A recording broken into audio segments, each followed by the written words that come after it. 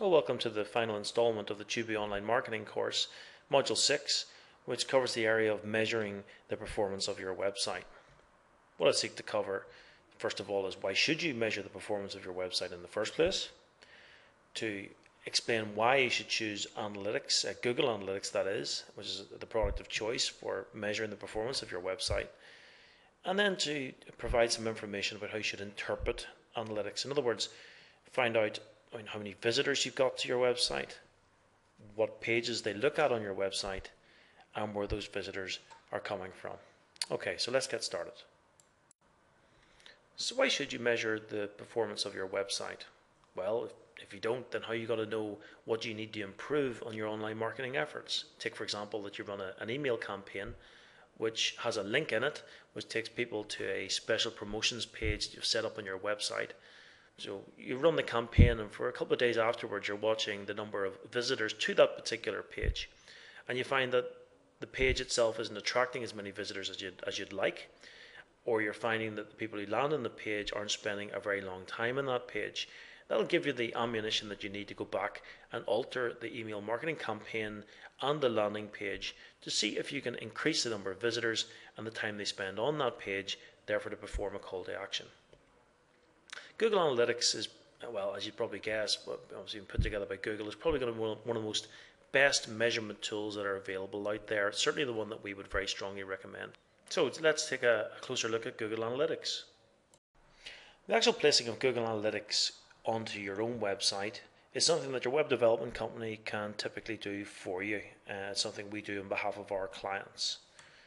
When you land on Google Analytics after a period of time, after it's been gathering some information from your website, this is typically what you will see. Now, don't be put off by what looks like a huge amount of information here. There's only some of this information that you actually really need to be of use to you in running your business. Of course, there's a lot of other things that you can do with the information on this, but for the time being, let's just stick with the basics. First of all, visitors. On your dashboard, this gives a sense of the number of visitors that I've had to my own website at chooboo.com in this last month through to when I'm recording this on the 27th of May. I can notice from this that I've had 5,580 visits, and it tends to dip at the weekends and lifts through the week like that, so I don't get a lot of weekend traffic for whatever reason. There are a lot of pages being looked at on my website, but don't mix up page views with visits. The most important thing is visits, not page views, because the same visitor might look at quite a range of pages on their visit to the website. In this particular occasion, each visitor tends on average to look at 3.89 pages, three pages or so.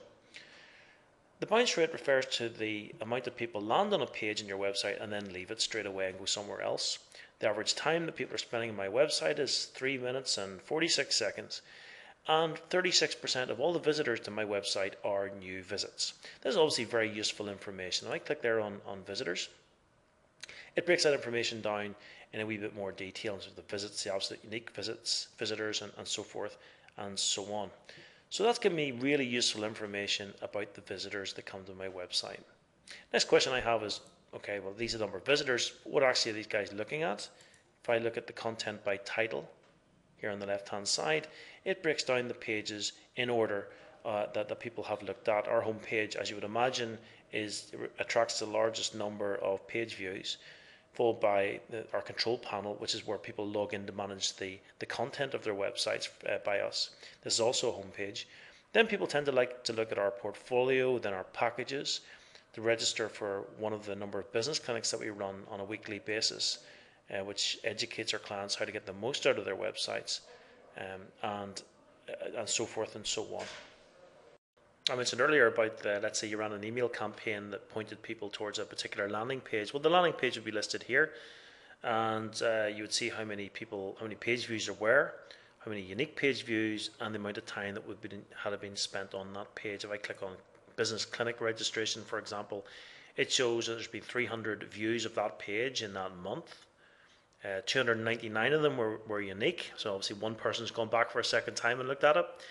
4 minutes and 33 seconds. That bothers me a bit because it means that it means that people are maybe taking too long to have to fill out the form I've got on there. So maybe it's telling me I should simplify the form to make it easier for people to sign up. Maybe it's a bit too complicated the way I've set it out. So there's a bit of feedback for me.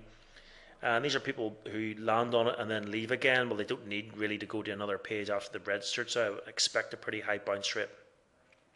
So we've talked about visitors. We've talked about the content that they look at. The final area we need to really focus on in Google Analytics is the traffic sources, and particularly this pie chart. Now, a visitor to your website can land there in one of 4 ways, basically. It says 3 here. There's 3 plus 1. One way is the bit that's not listed, is it's through email marketing, through the email campaigns you send out. The yellow segment here is the number of people landed on Chooboo.com because of an email campaign that I sent out. It's quite a hefty chunk of the pie chart you can see there. The other 3 ways, well, direct traffic. These are people who happen to know your website address and type it in up here into the browser. That's direct traffic. 19% were from referring sites. That is where I have Chooboo.com listed on a business directory, such as Google Places or a Chamber of Commerce business directory. And 22% came from search engines. That's by typing in a search term into Google. My website's come up in the search results. They've clicked on it and come to the website that way. Everyone's pie chart will look different because it depends very much on the type of business that you run. Take, for example, my business, which is a website design company. Well, you'll probably guess that there are thousands, if not millions, of web design companies in the world. So what are the chances of me appearing on the first page of Google for web design as a key phrase? Well, not very high. So I always knew that search engines weren't going to be a great friend to Chooboo.com. I always knew that direct traffic was going to be more important. Therefore, well, in fact, that's why we came up with the name Chooboo in the first place, because we felt it was a memorable name that when someone had heard it and then was sitting in front of their computer, they would remember to type it in there and find us. I have us listed on some business directories, not as many as I really should, so that's only 19%. But I would expect the lion's share of our visitors to come from direct traffic. It's an important question to ask yourself, well, what sort of pie chart should my business attract, and to think accordingly about that. As I mentioned, Google Analytics can provide a huge amount of information, and particularly useful when it comes to e-commerce based sites and showing the way visitors move through particular e-commerce stages. But I don't intend to spend any more time going into that sort of detail at this point. Well, that brings us to the end of the online marketing series that we've produced. Here I hope it's been enjoyable. The areas we've covered, well, we started off by setting your online marketing objectives, saying that everything that we did around online marketing had to relate to making the business money. Therefore, it was important to have calls to action represented clearly throughout your website. We introduced the idea of Google Places being probably the most important tip that we can provide to get as high as possible in Google search engine.